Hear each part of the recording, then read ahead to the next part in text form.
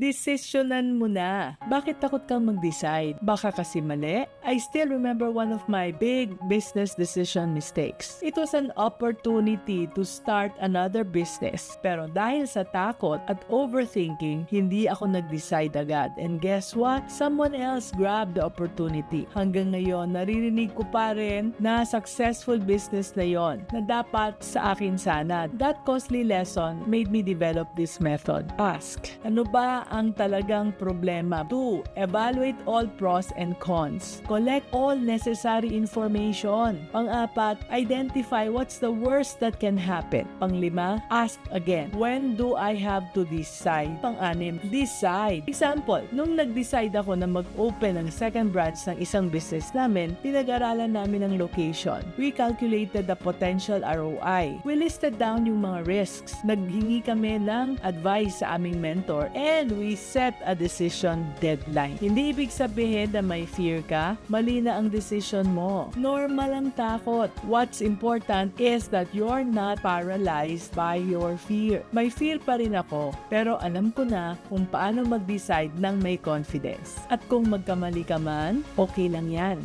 What's important, may natutunan ka at kaya mo ring bumawi. Yan ang business-minded Pinoy.